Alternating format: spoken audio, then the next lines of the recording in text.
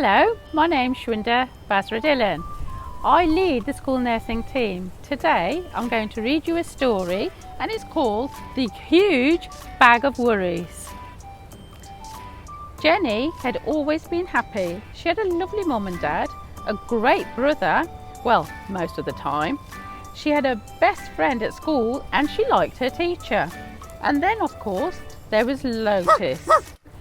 But recently she had been getting gloomier and gloomier. It wasn't just one thing, it was everything. She worried that she was getting too fat, that Lotus had fleas, and that her best friend was going away.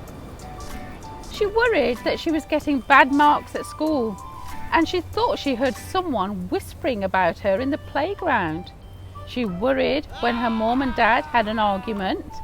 She even worried about wars and bombs, until one day she woke to find a huge bag of worries. The bag followed her everywhere, to school, to swimming, to the toilet, and it stuck by her even when she was watching TV. She tried ignoring it, but it didn't work. She tried throwing it away, but it always came back. She tried to lock it out, but when she got back to her bedroom, there it was waiting for her. It was like a horrible shadow she couldn't get rid of. What could she do? She asked her brother for help, but he was busy with his computer game, and all he said was, "I don't know what you're talking about. I don't have any worries." After that, she didn't like asking anyone else. She knew she'd only feel stupid. Mom would probably say, "You've got no worries. That I can see, you're a lucky girl. You've got your health, your friends, your family. What more do you want?" So she decided not to tell her.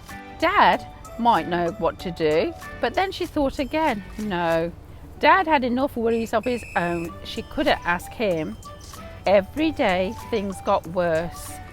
The bag got bigger and bigger and bigger. She couldn't sleep because it kept tossing and turning beside her all night.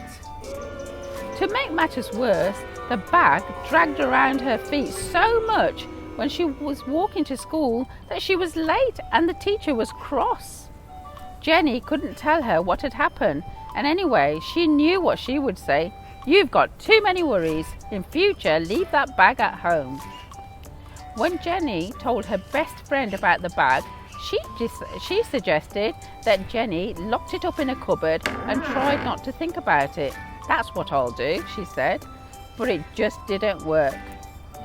Even Loftus couldn't help. He tried his best and barked like mad, but the bag stood its ground. One morning, Jenny woke up, got dressed and walked down the road. She'd had enough. The tears started rolling down her cheeks.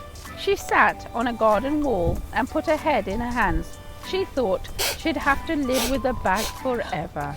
Then she heard a voice and looked up. She saw the kindly face of an old lady who lived next door. "Goodness," said the old lady, "what on earth is that huge bag of worries?"